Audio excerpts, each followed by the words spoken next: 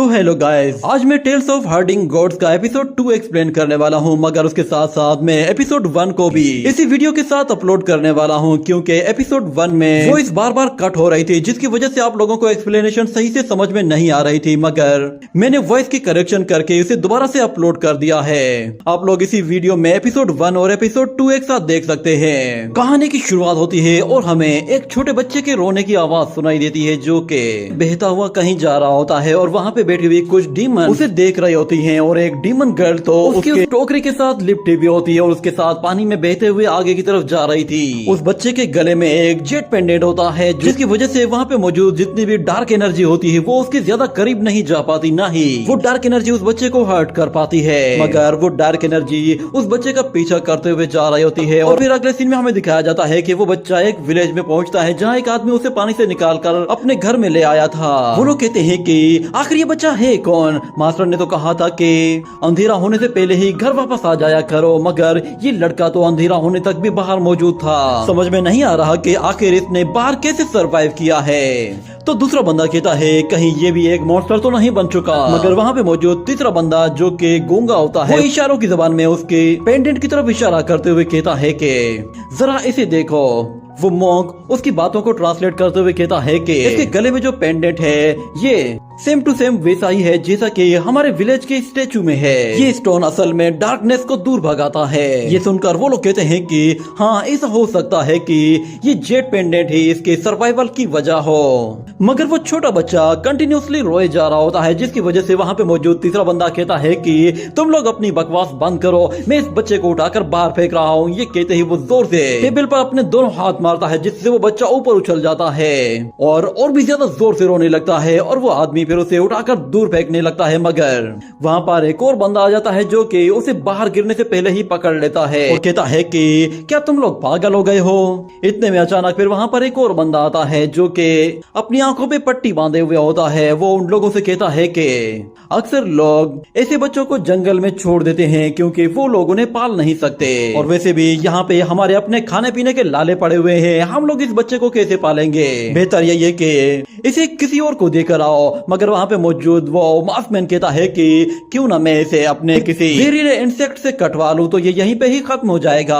ये कहने के बाद हम देखते हैं कि एक सेंटीपेड उसके बिल्कुल करीब पहुंच जाता है, मगर अचानक से वहाँ पर एक लेडी आती है, जो कि उस सेंटीपेड का काम तमाम कर देती है और उनसे कहती है कि इस बच्चे से अपने हाथ दूर हटाओ, मेरे पास एक गाय है जिससे मैं इस बच्चे को दूध पिला सकती हूँ। और वो उन लोगों से भी कहती है कि मुझे तुम लोगों की सपोर्ट की कोई जरूरत नहीं। जिसके बाद वो विलेज, जिसके बाद हमें दिखाया जाता है कि वो बच्चा उस ओल्ड लेडी के रूम में होता है और एक जगह सोया हुआ होता है। अचानक से वहाँ पर एक डार्क एनर्जी आ जाती है, जो कि आहिस्ता आहिस्ता उस बच्चे की तरफ आगे बढ़ रही थी, और उस ओल्ड लेडी का ध्यान किसी और चीज की तरफ था, और उस एनर्जी के अंदर से बड़े बड़े हैंड्स बाहर निकलते हैं, जो कि उस बच्चे की तरफ आगे बढ़ने लगते हैं। मगर इतने में वो लेडी अपनी सुई से धागा खींचती है, तो वो धागा उन हाथों में फंसता है और वो हाथ वापस से पीछे हट जाते हैं, और वो लेडी उस सुई धागे से किसी चीज को सीकर पूरी तरह से बंद कर देती है। जिसके बाद हमें दिखाया जाता है कि वो किसी और चीज को नहीं बल्कि एक औरत के जिस्म को सी रही थी, और फिर वो वापस से अपने उस बच्चे को उठाकर सब लोगों के पास लेकर जाती है।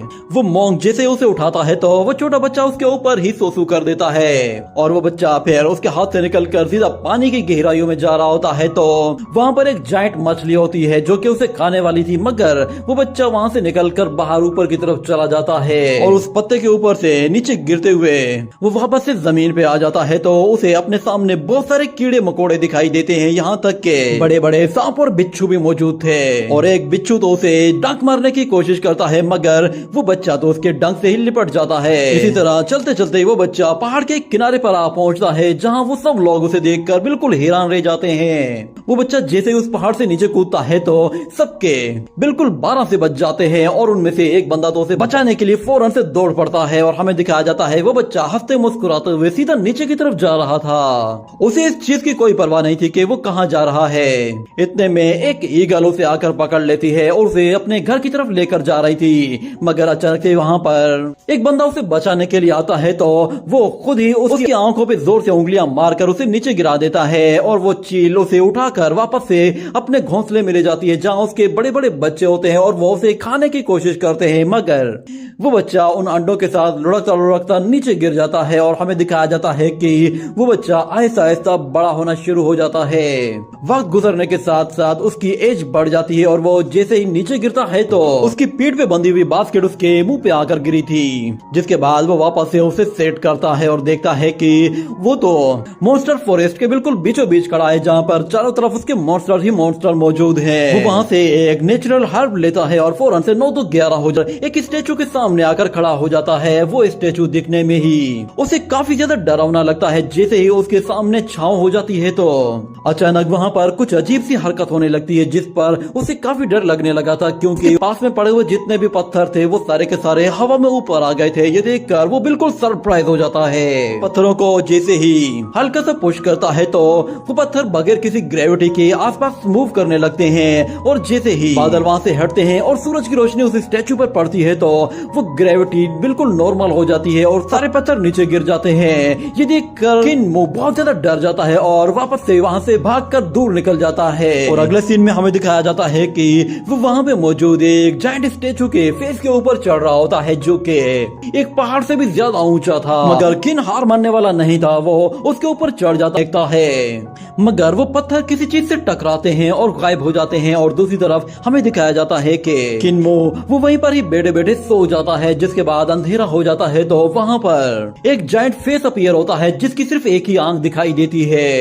और जैसे ही किन की आंख खुलती है तो वो अपने घर में मौजूद होता है। उसे होश में आता देखकर वो सब लोग बिल्कुल खुश हो जाते हैं और कहते हैं कि तुम्हारा दिमाग तो ठीक है, हम लोगों ने तुम्हें कुछ हर्ब्स लेने के लिए भेजा था और तुम बाहर जाकर सो गए थे। क्या तुम्हें दिखाई नहीं देता कि बाहर कितना अंधेरा होने वाला था? नेक्स्ट टाइम ऐसी गलती की तो तुम्हारा घर से बाहर जाना बंद, तुम्हारी मदर भी फिर तुम्हें नहीं बचा पाएगी। और फिर अगले सीन में हमें दिखाया जाता है कि किन्मो अपनी ग्रैंड मदर और विलेज चीफ से कहता है कि आप लोग कहते हैं कि जब डार्कनेस होगी तो उस डार्कनेस में कोई बहुत ही खतरनाक चीज हमारी तरफ आगे बढ़ती है, जो कि हमें जिंदा चबा सकती है। क्या आप बता सकते हैं कि आखिर वो सब क्या चीजें हैं? तो विलेज चीफ उससे कहता है कि वो जो कुछ भी है हमें उससे कोई लेना देना नहीं, बस हमें इतना मालूम है कि वो हमारे लिए खतरनाक है, और जब तक हमारे विलेज में वो स्टोन स्टेचू मौजूद है तब तक वो सारी की सारी डार्क सोल्स हमारे विलेज में एंटर नहीं होंगी। फिर किन्मो कहता है कि आखिर उन स्टोन्स में ऐसा क्या है? तो फिर विलेज चीफ कहता है कि हमारे डाशू विलेज की बहुत सारे सीक्रेट्स हैं, तुम उन्हें जानने की कोशिश ना करो तो ही अच्छा है, क्योंकि उन्हें जानने के चक्कर में तुम अपनी लाइफ बिला वजह में ही गवा बैठोगे। ये सुनकर किन्मो कहता है कि अच्छा ठीक है, तो फिर मैं वापस से नेचुरल हर्ब जमा करने के लिए जा रहा हूँ। तो फिर उसकी ग्रैंड माँ कहती है कि तुम डार्कनेस होने से पहले ही घर वापस आ जाना। उसके जाते ही वो ग्रैनी कहती है कि पिछले कुछ सालों में मैंने नोट किया है कि उसकी अवेकनिंग के कोई भी साइन शो नहीं हो रहे। ऐसा लग रहा है कि जैसे वो शायद कल्टीवेशन के लिए पैदा नहीं हुआ है। पता नहीं वो ऑर्डिनरी लोगों की तरह कैसे जिंदगी गुजारेगा। तो फिर ग्रैंडपा कहता है कि ऑर्डिनरी लोग वो सिर्फ और सिर्फ कुछ साल तक ही जिंदा रह पाते हैं, और वो मास्कमैन कहता है कि अगर वो ऑर्डिनरी इंसान की तरह जिंदगी गुजारेगा तो वो डाशू विलेज में कैसे सरवाइव कर पाएगा, क्योंकि ये जगह बहुत ही ज्यादा खतरनाक है। और हाँ, अगर तुम चाहती हो कि उसकी अवेकनिंग कंप्लीट हो जाए तो फिर तुम्हें 4 स्पिरिट ब्लड्स की जरूरत पड़ेगी, और उसके बाद तुम्हें उस पर पूरा फोकस करना होगा। अगले सीन में हमें दिखाया जाता है कि किन गाय के ऊपर बैठकर बांसुरी बजाते हुए जंगल की तरफ निकल जाता है। अचानक वो देखता है कि जैसे जैसे अंधेरा होने लगा है तो वहाँ पे मौजूद क्रीचर्स और मॉन्स्टर्स वहाँ से भागने लगे हैं। ये देखकर वो काफी ज्यादा सरप्राइज होता है और कहता है कि आखिर इस डार्कनेस में क्या है। ये कहने के बाद वो उस स्टैचू की तरफ देखता है, मगर अचानक से वो गाय बिल्कुल आउट ऑफ कंट्रोल हो जाती है और भागना शुरू कर देती है, जिस पर किन कहता है कि न्यू ये क्या कर रहे हो तुम, वापस आ जाओ। मगर वो गाय रुकने का नाम ही नहीं लेती और दौड़ते हुए वहाँ से दूर जाने की कोशिश करती है। तो उसके पीछे जाते जाते अचानक से उससे आकर टकरा जाता है, मगर जैसे ही वो खड़ा होता है तो अचानक से उसे किसी की आवाज सुनाई देती है जो कि उसे मदद के लिए पुकारती है। ये देखकर किन परेशान हो जाता है कि यहाँ पे तो कोई भी नहीं, फिर मुझे मदद के लिए कौन पुकार रहा है। जब वो उस गाय की तरफ देखता है तो उसे पता चलता है कि ये आवाज तो उस गाय की तरफ से आ रही है। वो न्यू से कहता है कि क्या ये तुम हो जो मुझसे बातें कर रही हो? तो फिर वो गाय उससे कहती है, हाँ, तुम्हें मेरे ही दूध से पाल पोस कर बड़ा किया गया है, इसलिए मैं तुम्हारी हाफ मदर हूँ। मगर फिलहाल मुझे तुम्हारी मदद की जरूरत है, तुम मुझे बचा सकते हो। तो किन कहता है मैं तुम्हें कैसे बचा सकता हूँ। तो फिर वो गाय कहती है कि मेरे सिर के ऊपर एक नीडल लगी हुई है जिससे मुझे बहुत ज्यादा तकलीफ होती है, क्या तुम उसे मेरे सिर से निकाल सकते हो। इसे निकालने में मुझे तकरीबन 11 साल लग गए हैं मगर अभी तक मैं इसे नहीं निकाल पाई। मगर किन जब उस नीडल को देखता है तो वो कहता है कि इसे देखकर तो ऐसा लग रहा है कि जैसे ये नीडल मेरी ग्रैंडमा ने यहाँ पे चुबाई है। मगर फिर न्यू कहती है कि ये क्या कर रहे हो बच्चे, क्या तुम मुझे 11 साल का ये सिला दे रहे हो कि तुम एक नीडल मेरे हेड से नहीं निकाल सकते। ये कहकर वो उसे इमोशनल ब्लैकमेल करने लगती है जिस पर किन मान जाता है और वो उसके फोरहेड पर उस नीडल को निकालने के लिए अपना हाथ उसकी तरफ आगे बढ़ाकर उसे जैसे ही खींचता है तो उस नीडल के अंदर से खून निकल आता है जिस पर किन थोड़ा सा डर जाता है। मगर न्यू की आंखें अचानक से घूम जाती हैं और वो वहीं पर ही धड़ाम करके नीचे गिरती है। ये देखकर किन बहुत ज्यादा परेशान हो जाता है कि ये सब क्या हो गया। वो न्यू से उठने के लिए कहता है मगर उसे होश नहीं आता। देखकर किन परेशान हो जाता है कि आखिर उसकी मदद के साथ हुआ क्या है, वो होश में क्यों नहीं आ रही और ऊपर से उसके पेट में ये अजीब सी हरकत क्या हो रही है। देखते ही देखते उस गाय के पेट के अंदर से एक हाथ बाहर निकलता है जो कि बिल्कुल इंसानों के हाथ जैसा होता है। ये देखकर वो और भी ज्यादा डरने लगता है और फिर अचानक से किसी के हंसने की आवाज सुनाई देती है। वो आवाज एक लड़की की थी। वो हंसते हुए कहती है कि फाइनली 11 साल तक मुझे इस किन के अंदर लॉक करने के बाद मुझे आजाद बॉडी के अंदर कैद थी और वो अपनी आजादी पर बहुत ही ज्यादा खुश होती है। मगर जब उसकी नजर किन पर पड़ती है तो वो फौरन से उसके पास आती है और कहती है कि तुम्हें तो मैं आज मारूंगी क्योंकि ये सब कुछ तुम्हारी वजह से हुआ है। अगर तुम पैदा ना हुए होते तो मुझे कभी भी वो ओल्ड लेडी इस स्किन के अंदर 11 साल तक कैद ना करती। ये कहते ही वो उस पर जैसे ही हमला करती है तो किन खुद को बचाने की कोशिश करता है मगर वो लड़की उसे पकड़कर उठाकर दूर फेंकती है जिसकी वजह से उसके कंधे पर हल्की सी चोट लग जाती है और वो उस लड़की से कहता है कि आखिर कौन हो तुम और तुम मुझे पालने के लिए काऊ क्यों बनी हुई थी। तो फिर वो ओल्ड लेडी उसे बताती है कि मैं शानलोंग सिटी के लॉर्ड की वाइफ हूँ। ये कहते हुए वो उस पर फिर से अटैक करती है और एक लात मारकर जोर से उठाकर दूर फेंकती है और फिर उस पर अपने पंजे से वार करती है जिससे वो बाल बाल बचता है। मगर वो लड़की फिर उसे गले से पकड़कर ऊपर उठा लेती है और कहती है कि उस ओल्ड लेडी ने मुझे बेवकूफ बनाकर मुझे एक काऊ में कन्वर्ट कर दिया। मैंने 11 साल उसके पेट के अंदर गुजारे हैं, मैं भला तुम्हें इतनी आसानी से कैसे जाने दे सकती हूँ। ये कहने के बाद वो अपने हाथों से यहीं पे ही दफन कर दूंगी। ये कहते ही वो उसे मारने ही वाली होती है कि अचानक से किन को पीछे कुछ नजर आता है। वो कहता है कि ग्रैंडमा मुझे बचाइए।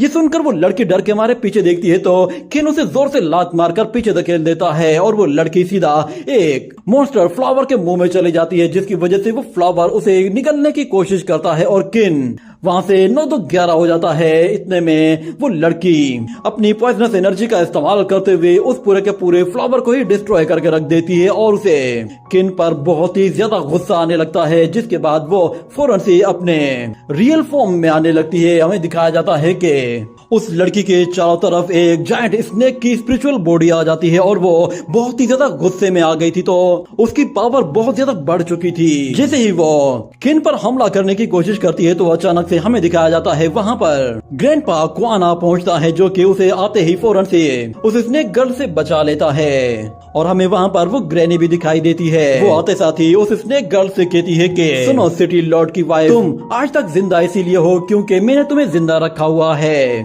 तुमने अगर इस बच्चे को दूध न पिलाया होता तो मैंने तुम्हें 11 साल पहले ही मार दिया होता। जरा एक मर्तबा सोचो, अगर ये बच्चा ना होता तो क्या तुम अब तक जिंदा होती। तुम्हारे पास जो जिंदगी है वो इसकी वजह से है। वो स्नेक गर्ल कुछ कहने की कोशिश करती है मगर ग्रैनी एक नीडल उसके सिर के आर पार कर देती है जिससे उस स्नेक गर्ल का काम वही तमाम हो जाता है और वो ग्रैनी उससे कहती है कि तुमने बिल्कुल गलत मेथड यूज किया है आया था, बल्कि मुझे तो तुम्हारी जैसी औरतों से बहुत ज्यादा हमदर्दी थी। तुमने गलत मेथड चुन लिया, तुमने मेरे ही बच्चे को मारने की कोशिश की है जिसकी वजह से अब मुझे मजबूरन तुम्हें मारना पड़ा है। और फिर ग्रैंडपा क्वान किन से कहता है कि तुम्हें अभी भी मार्शल आर्ट का कोई भी एक्सपीरियंस नहीं है। इस दुनिया में ताकतवर राज करता है और कमजोर गुलाम बनकर रहता है। ये कहने के बाद वो वहाँ पे मौजूद उस लड़की को और उस गाय की बॉडी को उठाकर वापस पानी में दे फेंकता है और फिर किन से कहता है कि जरा इस बिग वॉइड को देखो, ये दुनिया बहुत बड़ी है। मगर ग्रैनी कहती है कि आज मेरे बच्चे की अवेकनिंग का दिन है। ये सुनकर किन कहता है कि क्या मेरी अवेकनिंग? तो फिर ग्रैनी कहती है कि हाँ, आज तुम्हारी अवेकनिंग का दिन है, इसीलिए आज तुम्हें हमारे साथ चलना है। उनके जाने के बाद हमें दिखाया जाता है वहाँ पर वही डार्कनेस आ जाती है जो कि पानी में पड़ी हुई उन दोनों डेड बॉडीज को पूरी तरह से जलाकर राख कर देती है। उनकी सिर्फ और सिर्फ हड्डियां ही रह जाती हैं और वो डेड बॉडी फिर तैरते तैरते दूर पानी में कहीं और चली जाती है, जहाँ पे हमें कुछ और कल्टीवेटर्स को दिखाया जाता है। वो लोग उस डेड बॉडी को देखते हुए कहते हैं कि मॉन्स्टर्स हर जगह फैले हुए हैं और वो डाशू विलेज वो पूरी तरह से बुराइयों से भरा हुआ है। ये कहने के बाद वो उस लड़की की डेड बॉडी को निकालकर वापस पानी से बाहर फेंकता है और कहता है कि इस ड्रेस को देखकर लग रहा है कि ये लड़की कोई अमीर घर की थी और यहाँ पे जियाओ लॉन्ग सिटी ही करती होगी, क्योंकि इसकी पर्सनैलिटी और इसके पास मौजूद सामान से ऐसा लग रहा है कि इस लड़की को किसी ने अपनी नीडल्स चुभा कर कंट्रोल करने की कोशिश की है और ये काम किसी और का नहीं बल्कि सिर्फ और सिर्फ टियानमो का होगा। ऐसा लग रहा है कि जैसे वो सब के सब लोग यहाँ पे आसपास कहीं छुपे हुए हैं। वो अपने सारे साथियों से कहता है कि सब लोग मुझे फॉलो करो, हम लोग फौरन से डाशू विलेज की तरफ जाएंगे और उन सबको खत्म कर देंगे। ये कहने के बाद वो लोग फौरन से आगे निकलते हैं और इसी के साथ ये एपिसोड यहीं पे ही एंड हो जाता है। तो जैसा कि लास्ट एपिसोड में हम लोगों ने देखा था कि किनमो एक गाय के साथ बाहर जाता है, मगर वो गाय असल में एक स्नेक गर्ल होती है जो कि कई साल तक उस गाय के भेष में उसके साथ मौजूद थी। मगर अब वो उसे मारना चाहती थी क्योंकि उसकी वजह से ही वो कई साल तक गाय की स्किन के अंदर कैद थी। वो उसे मारने के लिए अपना पूरा जोर लगा देती है, मगर किनमो उसे किसी तरह एक फ्लावर के अंदर धक्का दे देता है जो कि उसे निकलने की कोशिश करता है, मगर वो स्नेक गर्ल खुद को बहुत ही आसानी से फ्लावर से बचा लेती है और फिर किन पर हमला करने के लिए आती है। तो अचानक से वहाँ पर उसका ग्रैंडपा ग्वान और ग्रैनी आ जाते हैं जो कि उस स्नेक गर्ल को पूरी तरह से खत्म कर देते हैं और उसे उठाकर पानी में फेंक देते हैं। तो पानी में वो लाश फौरन से सड़ जाती है, उसके जिस्म में सिर्फ और सिर्फ हड्डियां रह जाती हैं और फिर हमें दिखाया जाता है कि वही डेड बॉडी पानी में तैरते हुए बहुत ही दूर निकल जाती है, जहां पर हमें कुछ कल्टीवेटर्स को दिखाया गया था। वो उस डेड बॉडी को देखते ही पहचान जाते हैं कि ये पास के एक शहर से ही बिलोंग करने वाली कोई अमीर लड़की है। और वो कल्टीवेटर अपने साथियों से कहता है कि चलो आज हम लोग इन लोगों को नहीं छोड़ेंगे, तुम सब लोग मेरे पीछे आओ। और फिर दूसरी तरफ हमें दिखाया जाता है विलेज चीफ उस मास्कमैन से कह रहा होता है कि क्या तुम लोगों ने अज़ूरा ड्रैगन, वर्मिलियन बर्ड और व्हाइट टाइगर और ब्लैक टर्टस की स्पिरिट्स को ढूंढ लिया है? तो वो मास्कमैन कहता है कि हमें वो सारे स्पिरिट बीस्ट तो नहीं मिले, मगर हमें उनके डिसेंडेंट्स मिले हैं। इनकी मदद से भी हम लोग स्पिरिचुअल कल्टीवेशन को एक्टिवेट कर सकते हैं। किनमो देखता है कि वहाँ पर उस मॉन्क के हाथ में वो अज़ूरा ड्रैगन होता है और दूसरे बंदे के हाथ में एक खूंखार व्हाइट टाइगर था, जिसे डरकर वो वहाँ से जैसे आगे जाता है तो उसे वहाँ पर एक वर्मिलियन बर्ड दिखाई देता है जिसे जंजीरों से बांधा हुआ होता है। और इसी तरह जैसे ही वो आगे बढ़ता है तो आगे उसे ब्लैक टार्टस दिखाई देता है, जिसे देखकर वो थोड़ा सा डर जाता है। तो उसका अंकल कहता है कि ठीक है तुम आगे जाओ। वो लोग उन चारों के चारों स्पिरिट बीस्ट का एसेंस यूज करते हुए कुछ कोल्ड्रोन के अंदर एक ऐसा स्पिरिचुअल सूप बनाते हैं कि जिससे वो किनमो की अवेकनिंग को किसी तरह सक्सेसफुल बना सके।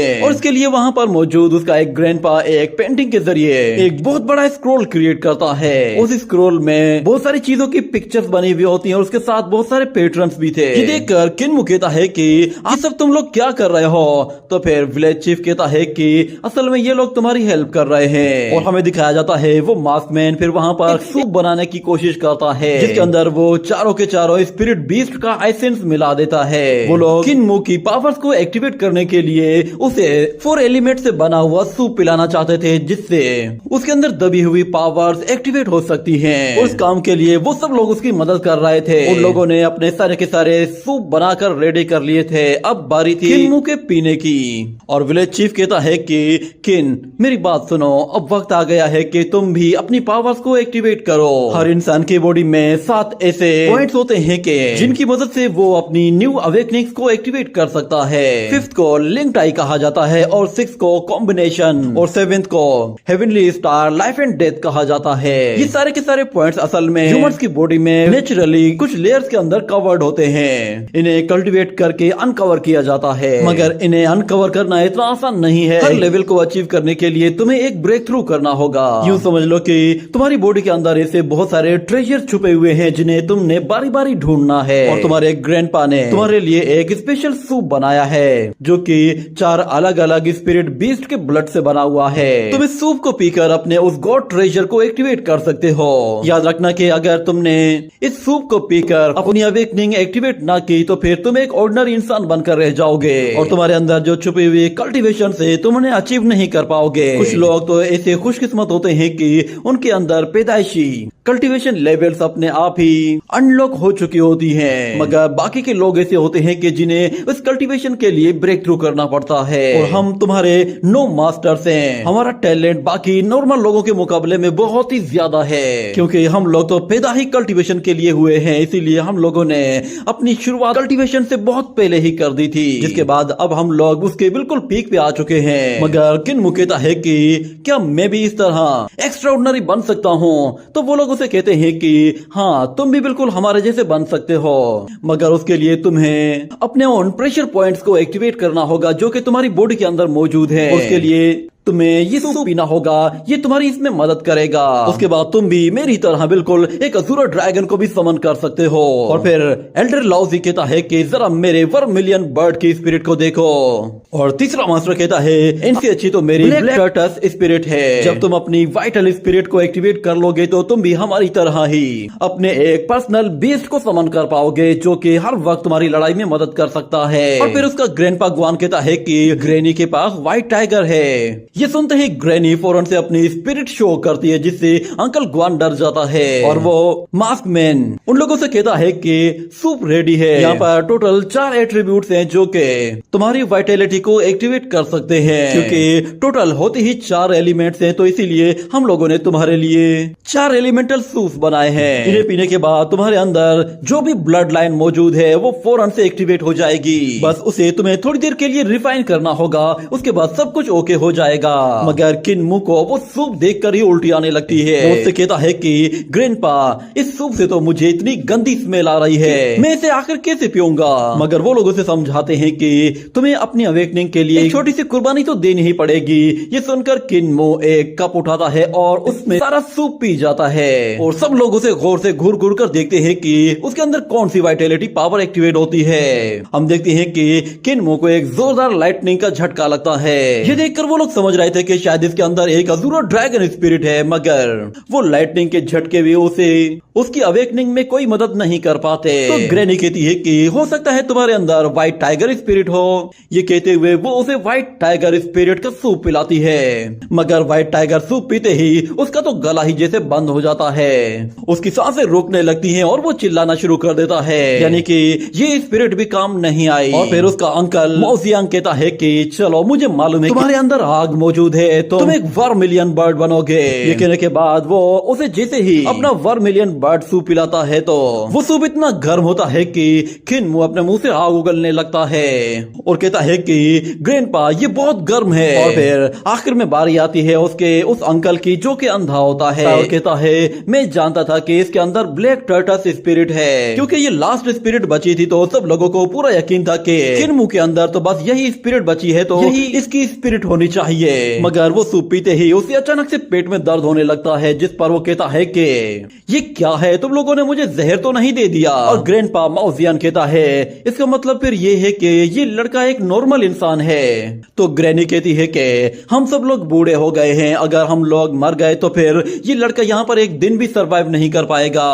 और फिर वो मॉन्क कहता है कि मेरे ख्याल से हमें इसे कहीं ऐसी जगह भेज देना चाहिए जहाँ इसके जैसे ही लोग रहते हों। और इसके लिए अंकल मोजियान को गुस्सा आ जाता है और वो कहता है कि तुम इसे बाहर भेजना चाहते हो? क्या तुम चाहते हो कि हम इसे अपने दुश्मनों का निवाला बना दें? अगर ये बाहर गया तो बाहर हमारी मदद के बगैर तो ये पल भर भी जिंदा नहीं रह सकता। मगर वो मॉन्क उसे पीछे पुश करता है और कहता है कि अच्छा, तो फिर बताओ कि हम इसके साथ क्या करना चाहिए। किन्मू उन्हें आपस में लड़ने से रोकने की कोशिश करता है, मगर वो लोग उसकी बात नहीं मानते। और किन्मू कहता है कि प्लीज आप लोग लड़ना बंद करें, मैं आप लोगों को मरने नहीं दूंगा, ना ही मुझे कुछ होगा। इतने में अचानक विलेज चीफ वो कहता है कि ये तो बहुत ही अच्छी बात है। ये सुनकर वो सब लोग हैरान हो जाते हैं कि विलेज चीफ ये कैसी बातें कर रहा है। और फिर ग्रैनी कहती है कि विलेज चीफ, क्या कहना चाहते हो, आखिर क्या अच्छा है? तो फिर विलेज चीफ उन्हें बताता है कि असल में किन्मू की बॉडी एक खास बॉडी है। इसके पास एक साथ चारों स्पिरिचुअल पावर्स होंगी, ऐसी पावर्स जो कि आज तक किसी ने भी अचीव नहीं की। यूँ समझ लो कि इसके पास एक डिवाइन बॉडी है जिसे कल्टीवेट कर पाना इतना आसान नहीं होता। ये सुनकर वो सब लोग खुश हो जाते हैं और कहते हैं कि क्या वाकई में इसके पास कोई डिवाइन बॉडी है? वो पेंटर मास्टर कहता है मैंने तो आज तक इस तरह की बॉडी के बारे में नहीं सुना, शायद विलेज चीफ को ही इसके बारे में मालूम होगा। तो फिर विलेज चीफ कहता है इस बॉडी को नॉर्मल स्पिरिट बीस्ट के ब्लड से कल्टीवेट नहीं किया जा सकता। हमें लिंक्ड आई कल्टीवेशन को एक्टिवेट करने के लिए 4 ट्रू स्पिरिट बीस्ट चाहिए होंगे। तुम लोग फौरन से उन चारों के चारों स्पिरिट बीस्ट को पकड़ना शुरू करो। हम लोग कल से ही इसकी अवेकनिंग के लिए काम शुरू कर देंगे। जैसे जैसे स्पिरिट ब्लड पीता जाएगा इसकी कल्टीवेशन आहिस्ता आहिस्ता एक्टिवेट होती जाएगी। ये सुनकर वो ग्रैनी कहती है कि ये तो बहुत ही अच्छी बात है। वो किन्मू से कहती है कि तुम बेफिक्र हो जाओ, हम लोग कल से ही तुम्हारे लिए स्पिरिट बीस्ट को पकड़कर लाना शुरू करेंगे। और अंकल मोजियन भी कहता है कि बेफिक्र हो जाओ बच्चे, तुम्हारी अवेकनिंग तो हम करके रहेंगे, अब बस तुम सब कुछ हमारे ऊपर ही छोड़ दो। और वो मास्क मैन कहता है कि ठीक है, तो फिर मैं भी इसके लिए सूप्स बनाना रेडी करूंगा और इसकी अवेकनिंग के लिए जितनी हो सकेगी मदद करूंगा। और इस तरफ ग्रैनी कहती है कि मेरे बच्चे को कहीं ज्यादा खिला पिलाकर मोटा मत कर देना। पर हमें दिखाया जाता है अचानक से वो मास्क मैन किसी सोच में पड़ जाता है, जिसके बाद अगले सीन में हमें दिखाया जाता है कि वही मास्क मैन विलेज चीफ से कहता है कि मैंने आज तक अपनी जिंदगी में किसी भी ऐसी डिवाइन बॉडी के बारे में नहीं सुना।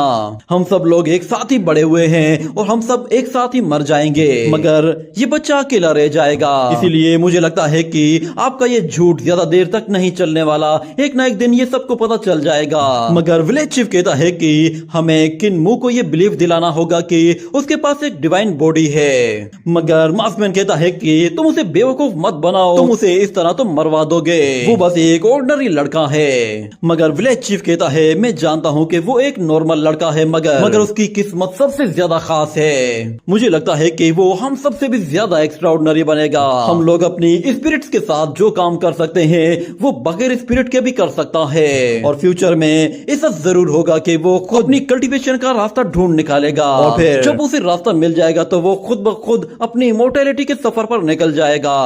ये सुनकर वो मास्कमैन हैरान हो जाता है और कहता है क्या इमोर्टैलिटी? तो फिर विलेज चीफ कहता है हाँ, उसके लिए इमोर्टैलिटी हासिल करना कोई बड़ी बात नहीं, क्योंकि किस्मत उसके साथ है। अगले सीन में हमें दिखाया जाता है कि वो मास्कमैन जो कि एक फार्मिस्ट था, वो अगले ही दिन से उसके लिए सूप बनाना तैयार कर देता है और उसे पीने के लिए देता है। उस सूप से उसे बहुत ही ज्यादा स्मेल आ रही होती है, मगर ग्रैंडपा को गुस्से में देखकर वो फौरन से उस सूप को पी जाता है। सूप पीने के बाद उसे उल्टी आने लगती है क्योंकि उसका टेस्ट बहुत ही ज्यादा गंदा होता है। मगर फिर वो ग्रैंडपा कहता है तुम्हें ये पूरा का पूरा सूप पीना है। ये कहते हुए वो पूरा का पूरा कोल्ड्रोनी उसे दे देता है और कहता है कि तुम्हें ये सारी की सारी पावर्स की जरूरत पड़ेगी।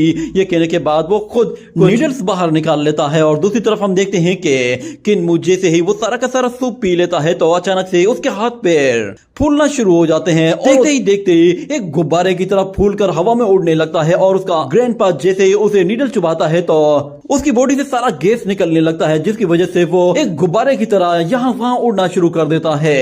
ये देखते ही उसका ग्रैंडपा फौरन से उसे पकड़कर उसकी की सारी हवा निकाल देता है। और फिर ग्रैंडपा मोजियन भी वहाँ पे आ जाता है और वो उस मार्क्समैन से कहता है कि तुमने इसे एक दिन के अंदर बहुत ही ज्यादा स्पिरिट ब्लड पिला दिया है, अब मेरी बारी है। वो किन्मू का हाथ पकड़कर उसे अपने साथ ले जाता है और हमें ग्रैंडपा मोजियन के बारे में बताया जाता है कि उसकी स्वॉर्डमैनशिप बहुत ही ज्यादा लाजवाब है। वो अपनी स्वॉर्ड से इतने अटैक्स कर सकता है कि वो 1 मिनट में ही अपने दुश्मन के छोटे छोटे टुकड़े कर देता है। उसे वहाँ पर देखकर किन्मू कहता है कि थोड़ा मुझे संभल कर रहने की जरूरत है, मगर क्योंकि वो मेरे ग्रैंडपा हैं तो मुझे इतनी उम्मीद है कि वो मुझे ज्यादा हर्ट नहीं करेंगे और आज से पहले उन्होंने कभी भी मुझ पे ज्यादा गुस्सा भी नहीं किया है। ये सोच कर ही वो खुश हो रहा होता है कि अंकल मोजियन के साथ प्रैक्टिस करके मजा आएगा।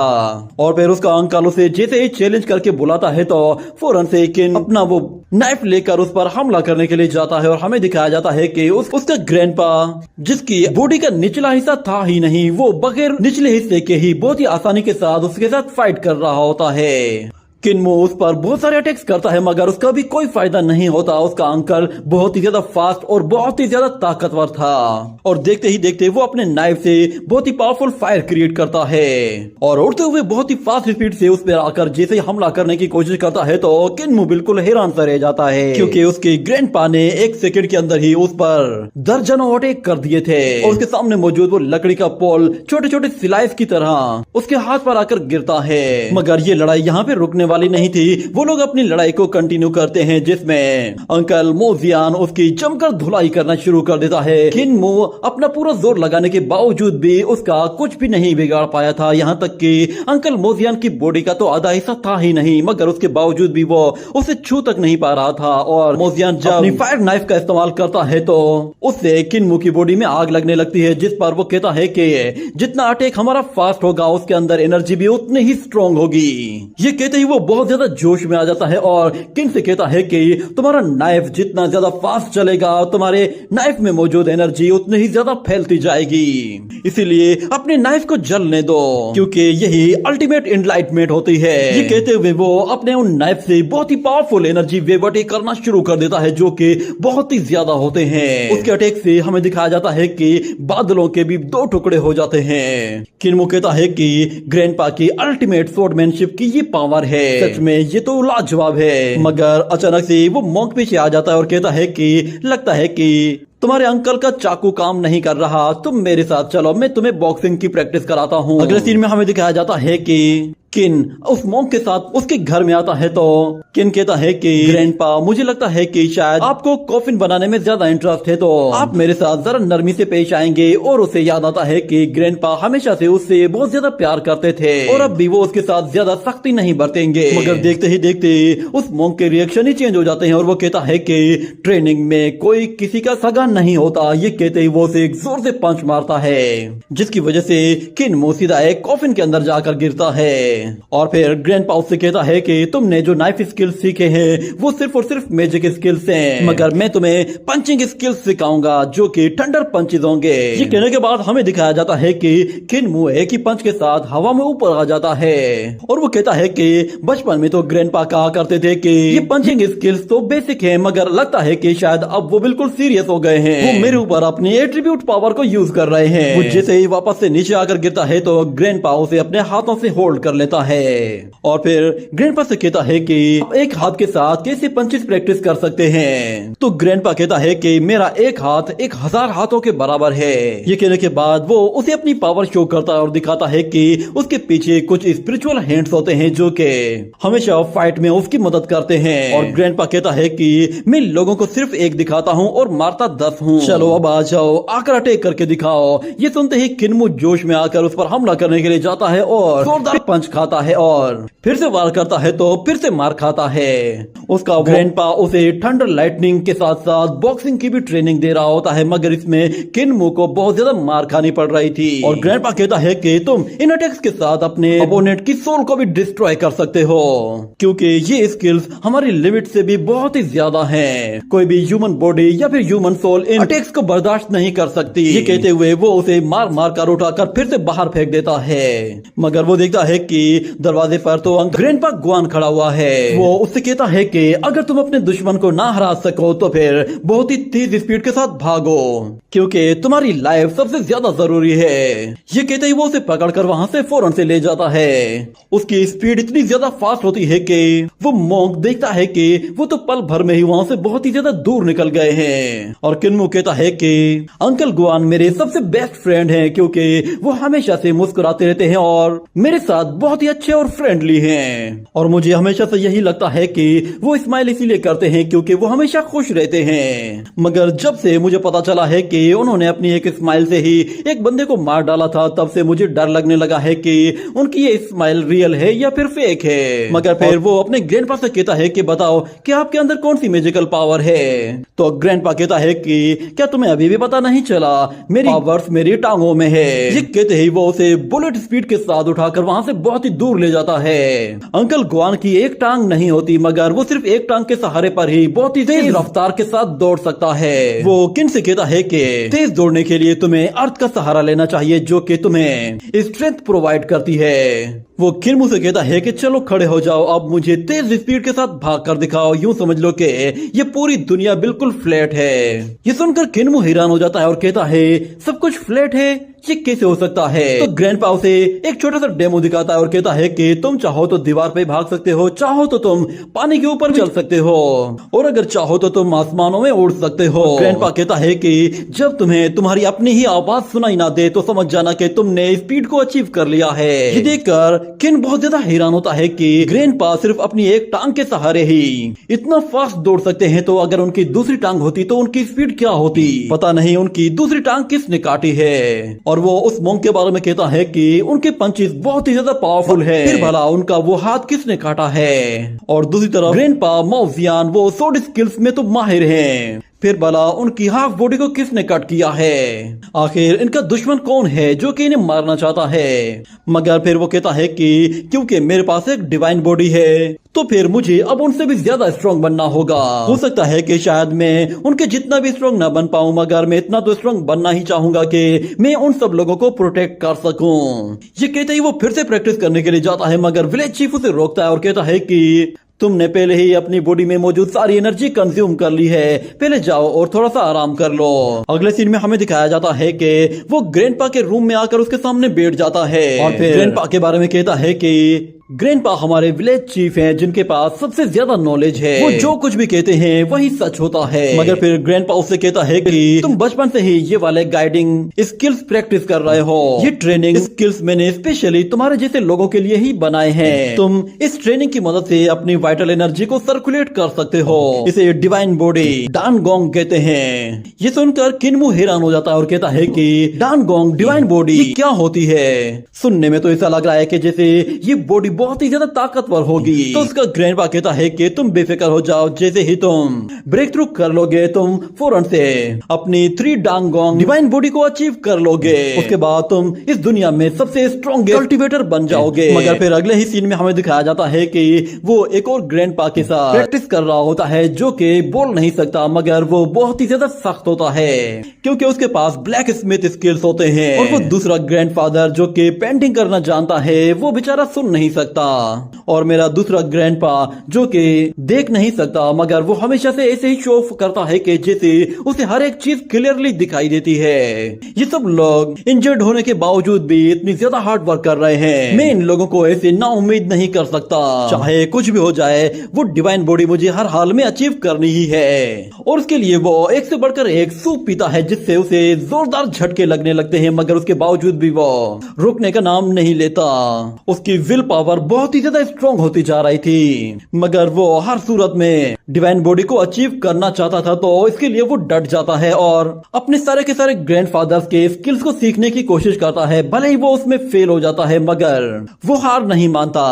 अगले सीन में हमें 2 डीमन गर्ल्स को दिखाया जाता है जो कि किन्मो और उसके ग्रैंडफादर को देखते हैं। वो दोनों जंगल में अकेले प्रैक्टिस करने के लिए आए हुए होते हैं। किन जैसे ही हमला करने के लिए ग्रैंडपा की तरफ आगे बढ़ता है तो उसका ग्रैंडपा एक ही स्टिक के साथ उसे चारों शाने छेद कर देता है। और दूसरी तरफ किन्मो को अब इसमें और भी ज्यादा मजा आने लगा था। वो स्किल्स को और अपने दिन काउंट करना शुरू कर रहा होता है। उसने जहाँ जहाँ जो जो कमी की थी वो उस कमी को पूरा करने की कोशिश करना शुरू कर देता है। और वो मास्कमैन विलेज चीफ से कहता है कि आपने जो ऐसे डिवाइन स्किल्स सिखाए हैं, मुझे लगता है कि ये एंशिएंट टाइम के स्किल्स हैं। ये कहने के बाद वो लोग अपने रूम में चले जाते हैं और ग्रैंडपा कहता है कि उसकी बॉडी में कोई भी वाइटल एट्रीब्यूट है ही नहीं, इसीलिए मैंने उसे सबसे सिंपल और सबसे बेसिक टेक्निक सिखाई है। तो वो मास्कमैन कहता है कि अगर वो ऐसी ही बेसिक टेक्निक सीखेगा तो फिर वो यहाँ पर सरवाइव कैसे करेगा? उसके लिए तो कोई भी स्किल अचीव करना नामुमकिन हो जाएगा। तो ग्रैंडपा कहता है कि हाँ, मुझे भी यही लगता था, मगर मैंने देखा है कि वो कम उम्र में ही रिफ्लेक्शन स्किल्स को सीखता जा रहा है और हर दिन वो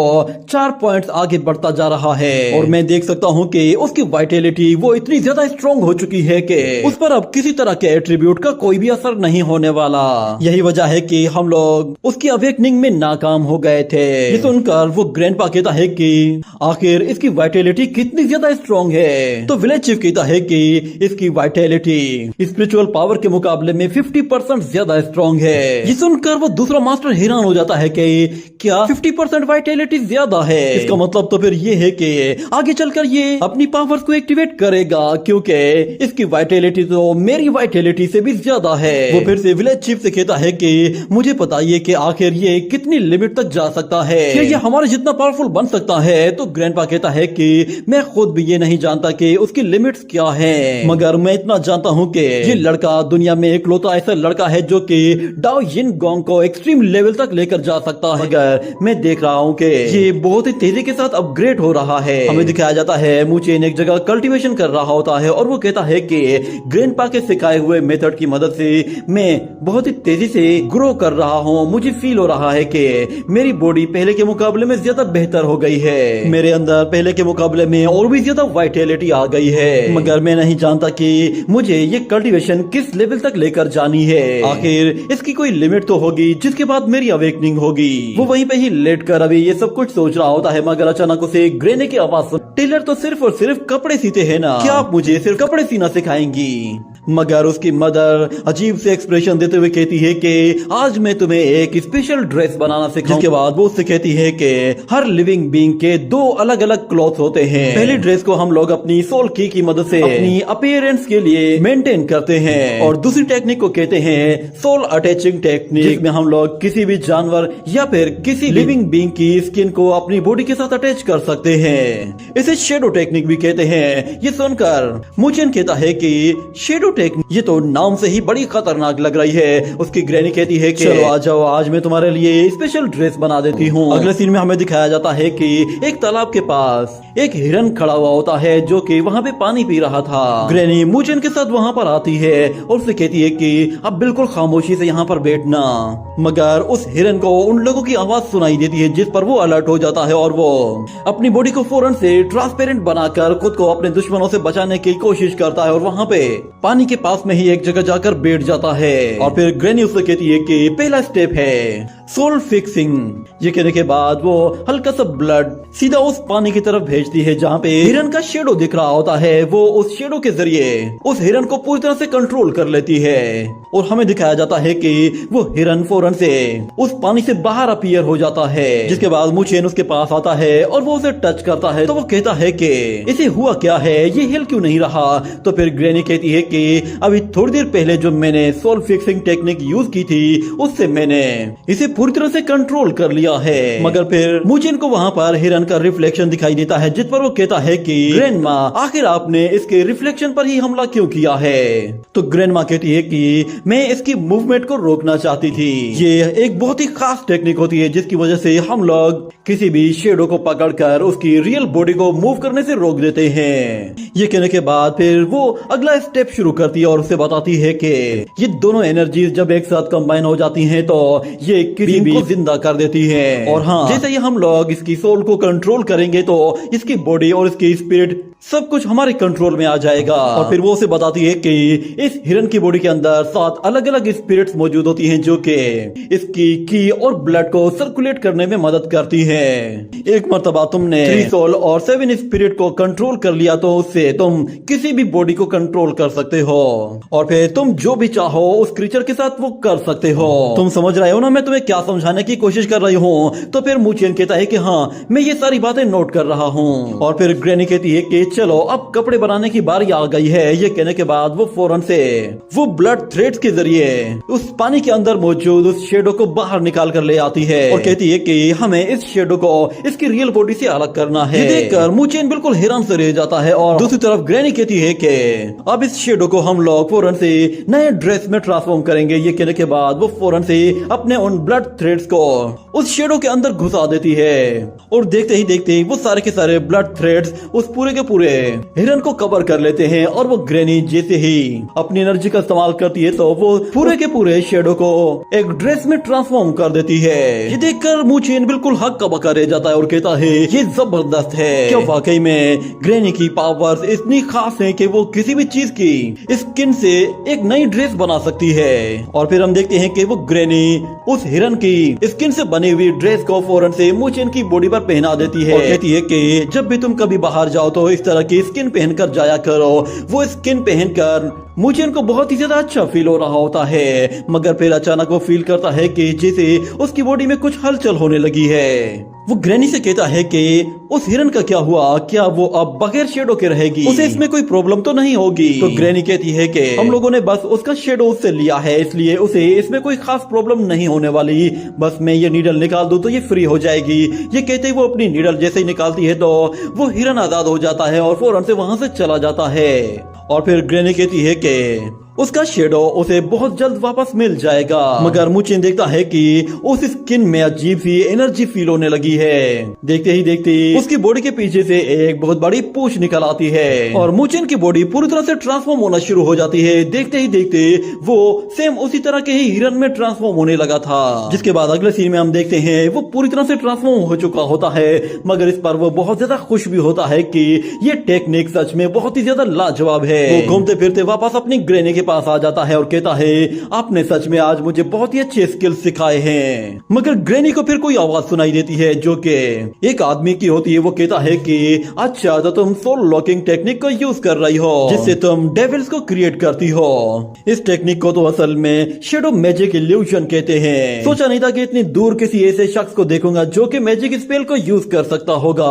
उन लोगों को वहां पर देखकर ग्रैनी कहती है कि ये कौन लोग हैं और ये इतनी दूर तक कैसे आ गए। इतने में हम देखते हैं कि वो मास्टर फौरन से अपना एक कदम आगे बढ़ाते ही स्पेस स्किप करते हुए उसके पास आ पहुंचता है और कहता है कि मुझे पता है कि डिमोनिक कल्ट ही। ये बात सुनकर मूचिन थोड़ा सा डर जाता है और दूसरी तरफ वो मास्टर कहता है कि तुम्हारा ये सोल लॉकिंग स्किल एक इविल स्किल है जिसकी मदद से तुम किसी भी लिविंग बीइंग की सोल को लॉक करके उसकी चमड़ी उधेड़ देती हो। मैंने तुम्हें पकड़ने के लिए अपने बहुत सारे डिसेंडेंट्स को भेजा था, मगर उनमें से बहुत से लोगों को जिसे फेंग शेन यू ने एस्टेब्लिश किया है और हमारा लीजियांग सेक्ट वो साउथ साइड का सबसे फेमस सेक्ट है क्योंकि हमारे सेक्ट को यान कांग खुद से असिस्ट करती है। और उसे कर रहे हो बल्कि तुम लोग यहाँ पर इविल स्किल्स को भी यूज कर रहे हो जो कि सच में एक बहुत ही बड़ा और सीरियस सिन है। अगर आज मैंने तुम्हें न मारा तो पता नहीं तुम आगे चलकर कितने लोगों को मारोगी।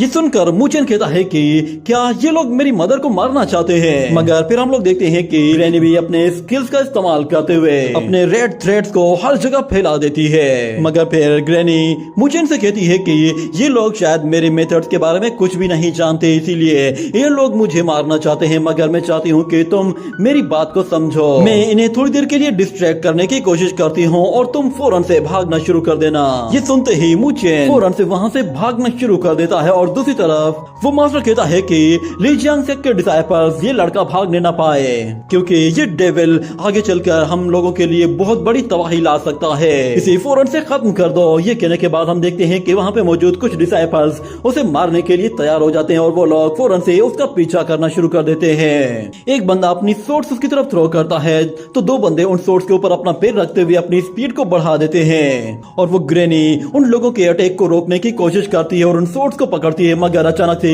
वहाँ पे मौजूद एक बंदा अपनी वाटर टेक्निक की मदद से उसकी थ्रेड टेक्निक को बीच में ही रोक देता है। दूसरी तरफ मूचिन वहाँ से भागकर दूर निकल जाता है। इतने में वहाँ पे खड़ा हुआ वो मास्टर उस ग्रैनी से कहता है कि डीमन तुम्हारी इतनी हिम्मत, तुम हमारे मौजूदगी में हमारे डिसाइपल्स पर हमला करने की कोशिश कर रही हो। मगर फिर ग्रैनी कहती है कि मैंने बहुत ही लंबे टाइम से प्रैक्टिस नहीं की। ये तुम लोग चाहते हो कि मैं तुम लोगों की चमड़ियां उधेड़ कर अपने कपड़े बनाऊं। ये कहते ही वो अपनी नीडल्स निकाल लेती है और कहती है कि ठीक है तो फिर आ जाओ तुम लोग। ये सुनते ही वो सारे लोग उस पर एक साथ ही टूट पड़ते हैं और इस तरफ हमें दिखाया जाता है मूचिन बहुत ही तेजी से भाग रहा होता है और उसके पीछे कुछ लोग उसे पकड़ने की कोशिश कर रहे होते हैं, मगर मूचिन एक नदी के सहारे तेजी से भागता वो जा रहा था और कुछ लोग नदी के ऊपर भाग रहे थे और कुछ उसके दूसरी साइड पे थे। उन लोगों को वहां पर भागता हुआ देखकर मुचेन कहता है कि अच्छा, तो ये लोग ग्रैंडपा मुआन की तरह पानी पर भाग सकते हैं। अगर मैं ऐसे ही इस पानी के साथ भागता रहा तो ये लोग मेरा रास्ता रोक लेंगे।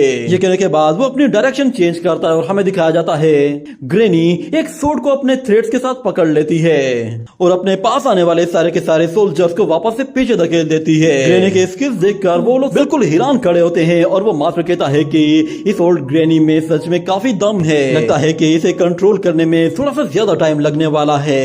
ये कहने के बाद वो फौरन से उसे मारने के लिए अपनी सोर्ड का इस्तेमाल करते ही फौरन से उस पर हमला करता है और इतने में ग्रैनी उसे देख लेती है और हमें दिखाया जाता है मुचेन को एक जोरदार धमाके की आवाज आती है जिस पर वो समझ आता है कि वो ग्रैनी है। वो उनके साथ लड़ रही है, पता नहीं वो कब तक उनका मुकाबला करेगी। उनकी मदद के लिए मुझे फौरन से ग्रैंडफादर तक जाना पड़ेगा और उनके लिए मदद बुलानी पड़ेगी।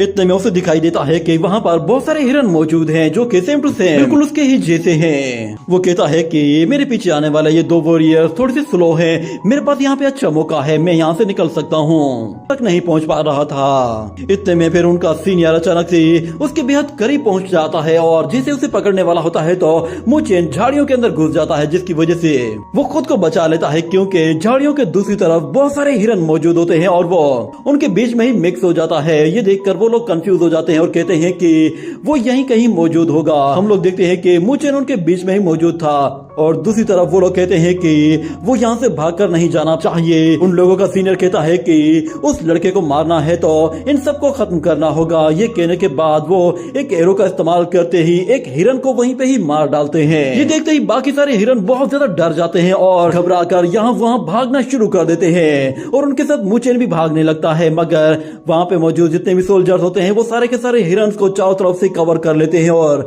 अपने स्वॉर्ड स्किल्स के साथ उन्हें एक एक करके मारना शुरू कर देते हैं। मगर अभी भी मुचेन उनसे खुद को बचा रहा होता है और दूसरी तरफ ऊपर से एरोस की बारिश हो रही होती है और चारों तरफ से लोग स्वॉर्ड स्किल्स का इस्तेमाल कर रहे थे जिसकी वजह से वहाँ पर बहुत ही ज्यादा खून खराबा होता है। मगर मुचेन किसी तरह अपने आप को बचाकर वहाँ से निकलने में कामयाब हो जाता है और कहता है कि ये लोग हमें डिमांड्स कह रहे थे और ये यहाँ पे कत्लेआम कर रहे हैं। इतने में अचानक एक एनर्जी वेव उसके पास से होकर गुजरता है जो कि उसके फेस को हल्का सा टच कर जाता है और इतने में वो लड़की देख लेती है कि असल में यही लड़का है जो कि हमसे भाग रहा है। वो लोग उसे पकड़ने के लिए फिर से उसका पीछा करते हैं तो मुचेन वहाँ से बहुत ही फास्ट स्पीड के साथ भागना शुरू कर देता है जिस पर वो लोग कहते हैं कि ये अब यहाँ से भागना नहीं चाहिए। वहाँ पे मौजूद लड़की अपनी सोड निकालती है और उसे फौरन से अपने एक सिल्क थ्रेड के साथ जोड़ लेती है और उसे जैसे ही मुचेन पर थ्रो करती है तो मुचेन उसके अटैक से बच जाता है। मगर दूसरी तरफ वो लड़की उसी सोड को वापस से डाइवर्ट कर देती है और उस पर एक और मर्तबा वार करती है मगर इस मर्तबा भी वो बचकर निकल जाता है और मुचेन को वो सोड दिखाई देती है जिस पर वो कहता है कि असल में ये लड़की अपनी सोड को किसी भी डायरेक्शन से मूव कर सकती है जिसका मतलब है कि ये मेरे लिए और भी ज्यादा खतरे की बात है। वो सोड और वो लड़की दोनों ही उसके पीछे पड़े हुए होते हैं मगर किसी तरह मुचेन अपने आप को अभी भी उन सोड अटैक से बचा रहा था। और फिर दूसरी तरफ हम देखते हैं कि वो सोड जैसे ही मुचेन के बिल्कुल पास से होकर गुजरती है तो उसे दिखाई देता है कि उस सोड के साथ एक सिल्क थ्रेड जुड़ा हुआ है जिस पर वो समझ जाता है कि ये सोड अपने आप हवा में कैसे मूव कर रही है। मगर अचानक एक वॉरियर उसे एक जोर से लात मारकर उठाकर दूर फेंक देता है। मुचेन देखता है कि वहाँ पे मौजूद जितने भी हिरन हैं वो सारे के सारे मारे जा चुके हैं, अब उसके पास भागने का भी कोई रास्ता नहीं। इतने में एक वॉरियर उस पर जैसे ही सोड से अटैक करता है तो मुचेन उससे भी बच जाता है और वो लड़की अपनी सोड के साथ उस पर एक के बाद एक वार करना शुरू कर देती है मगर वो उसके मल्टीपल अटैक्स से भी खुद को आसानी से बचा लेता है। यहाँ पर उसका लक बहुत ही ज्यादा अच्छा चल रहा था क्योंकि वो सब लोग एक साथ ही हमला कर रहे थे। मुचेन अभी भी उन सोड से खुद को आसानी से बचाते हुए कहता है ये बॉडी मेरे लिए बहुत बड़ी मुसीबत बना रही है। अगर मैं अपनी रियल बॉडी में होता तो शायद मैं और भी ज्यादा फास्ट स्पीड के साथ निकल जाता क्योंकि मेरी रियल बॉडी इस बॉडी से ज्यादा फ्लेक्सिबल है। मेरे पास भागने का बस अब सिर्फ एक ही मौका है, मुझे इस स्किन से निकलना होगा। ये कहने के बाद वो अपने सामने उस लड़की को देखता है। वो सोड अटैक करने के लिए पूरी तरह से तैयार खड़ी थी और जैसे ही मुचेन उसकी तरफ से भागते हुए ऊपर से कूदता है तो वो लड़की अपनी सोड के साथ उसकी स्किन को काट देती है जिस पर उसे लगा कि शायद इसका काम तमाम हो जाएगा। मगर उस स्किन के अंदर अंदर से मूचेन बाहर निकल आ जाता है, जिस पर वो लड़की भी बिल्कुल हैरान सी रह जाती है और मूचेन फिर वहाँ से बहुत ही तेजी से भागने लगता है और वो लड़की अपनी सोर्ड उसके ऊपर थ्रो करती है और हमें दिखाया जाता है उसके साथी उसे कहते हैं कि अरे वाह क्या निशाना है। हमें दिखाया जाता है कि वो सोर्ड मूचेन के बिल्कुल पास आकर गिरी थी और उससे बचने के लिए वो रेंगते हुए वहाँ से निकलकर फिर से भागने लगता है और वो लड़की अपने साथियों से कहती है कि मेरी सोर्ड वाइटेलिटी वो इतनी ज्यादा स्ट्रॉन्ग नहीं है और इस तरफ मूचेन उसको देख रहा होता है कि वो कौन सी टेक्निक को यूज करने वाली है और वो लड़की कहती है कि मेरा ये सिंगल थ्रेड इसके खिलाफ बिल्कुल भी काम नहीं आने वाला, लगता है कि मुझे अपने कुछ एडवांस स्किल्स को यूज करना पड़ेगा। ये सुनकर उसका सीनियर हंसते हुए कहता है कि लगता है कि तुम अपने स्किल्स को इस लड़के के ऊपर आजमाना चाहती हो। तो वो लड़की कहती है कि क्या कहते हो, मैं ये यूज करना चाहती हूँ। तो फिर उसके बराबर में खड़ा वो लड़का कहता है कि चलो ठीक है। वो अपने पीठ पे बंधे हुए उस बॉक्स को बाहर निकालता है जिसके अंदर बहुत सारी सोर्ड्स होती है। वो लड़की अकेले ही फिर उन सारी की सारी सोर्ड्स को अपनी फिंगर्स के जरिए कंट्रोल करते हुए उनसे मूचेन पर हमला करना शुरू कर देती है, जिस पर मूचेन भी और भी ज्यादा परेशान हो जाता है कि ये लड़की एक टाइम पर इतनी ज्यादा सोर्ड्स को एक साथ इस्तेमाल कैसे कर रही है। मैं इन लोगों को यहाँ से बाहर नहीं ले जा सकता वरना ये लोग विलेज में किसी को भी नुकसान पहुँचा सकते हैं। लगता है कि मुझे इन लोगों को एक बहुत ही खतरनाक जगह पर लेकर जाना पड़ेगा।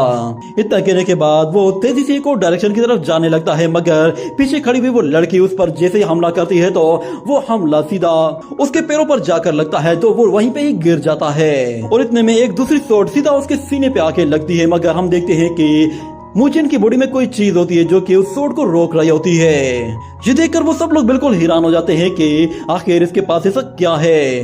वो लोग फिर से अपनी सोर्ड्स उसकी तरफ थ्रो करने लगते हैं, मगर मूचेन वो उन सोर्ड्स को बहुत ही आसानी से ब्लॉक कर रहा था। ऐसा लग रहा था कि जैसे उसकी बॉडी तो लोहे की बनी हुई हो। मगर एक वॉरियर कहता है कि इसने अपनी बॉडी के नीचे कोई आर्मर छुपाया हुआ है। और इस तरह फिर मूचेन कहता है कि ग्रैंडपा ने मुझे ये स्किल्स सिखाए थे। उन्होंने मुझे ये आयरन शूज दिए थे जिनका वेट 50 किलो से भी ज्यादा का है। फाइनली ये चीजें आज मेरे काम आ रही हैं। ये कहने के बाद हम देखते हैं कि वो लड़की अपनी मल्टीपल सोर्ड टेक्निक का इस्तेमाल करते हुए सारी की सारी एक साथ ही उसकी तरफ थ्रो कर देती है और हम देखते हैं मूचेन वो कहता है कि चलो फिर मैं आज तुम लोगों को अपने ग्रैंडफादर्स की फॉरगिंग स्किल्स दिखाता हूँ। ये कहने के बाद वो अपनी बॉडी में अटैच जितने भी फॉरगिंग आर्मर्स होते हैं उन सबको अलग अलग जगह पर भेज देता है और वो सारे के सारे उन सोर्ड से जाकर टकराते हैं, जिसकी वजह से मूचेन खुद को बहुत ही आसानी से उन सोर्ड से बचा लेता है। और वो लड़की कहती है कि ये आर्मर सच में काफी ज्यादा स्ट्रॉन्ग है। वो फौरन से अपनी सोर्ड्स को वापस बुलाकर फिर से उसे थ्रो करती है तो मूचेन फिर से अपने पैरों के जरिए भी उसे रोक रहा होता है। उसकी बॉडी में लगे हुए आर्मर्स तो बिल्कुल आयरन मैन के सूट की तरह काम कर रहे होते हैं और वो जैसे ही उस आर्मर को उतार देता है तो वो कहता है कि मेरी बॉडी तो सच में बहुत ही ज्यादा हल्की हो गई है। ये कहने के बाद वो और भी ज्यादा फास्ट स्पीड के साथ दौड़ने लगता है और वो लड़की अपनी सारी की सारी सोर्ड्स को एक साथ ही थ्रो करती है तो मूचेन उन सोर्ड से बिल्कुल बाल बाल बचता है, पर उसका पैर फिसल जाने की वजह से वो उस दरख्त से नीचे गिरने लगता है तो वो सारी सोर्ड सीधा उसी की तरफ आ रही होती हैं, जिस पर वो समझ जाता है कि अब वो नहीं बचने वाला। मगर अचानक उसे अपने ग्रैंडपा ग्वान की बात याद आती है। उसके ग्रैंडपा ने कहा था कि तुम बिला वजह में इतना ज्यादा सोचते हो, तुम जहाँ भी हो वो जगह तुम्हारे लिए भागने के लिए बनी है। हर चीज तुम्हारा वेट उठा सकती है, बस तुम अगर ज्यादा स्पीड के साथ भाग सको तो तुम अपने वेट को आसानी के साथ लिफ्ट कर सकते हो। दुनिया में कोई भी चीज ऐसी नहीं है जो कि फ्लैट ना हो, इसलिए तुम हर एक चीज पर भाग सकते हो। ये कहने के बाद वो कहता है कि मैं इस वक्त हवा में हूँ और ये हवा बहुत ही लाइट है, मगर मैं इसमें भाग सकता हूँ। ये कहने के बाद वो उस हवा का ही सहारा लेता है और पलक झपकते ही बिल्कुल छूमंतर हो जाता है।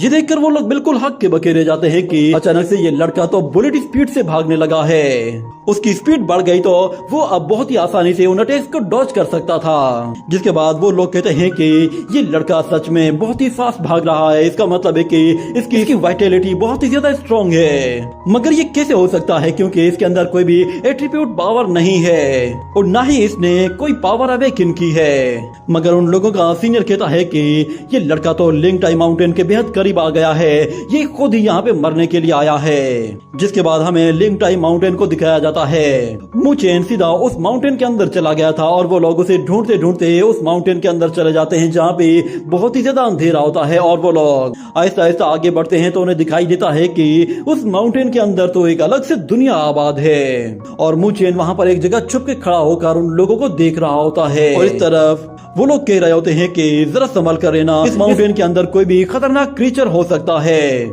इसलिए आगे बढ़ने से पहले खुद को पूरी तरह से तैयार रखना। और दूसरी तरफ हम देखते हैं मुचेन जो कि ऊपर खड़ा हुआ था वो आहिस्ता आहिस्ता एक साइड पे सरकने लगता है, जिसकी वजह से वो सीधा एक मॉन्स्टर के मुंह में जा पहुंचता है। और वो जैसे आंख खोलता है तो मुचेन डर जाता है। और इसी के साथ ही ये एपिसोड यहीं पे ही एंड हो जाता है।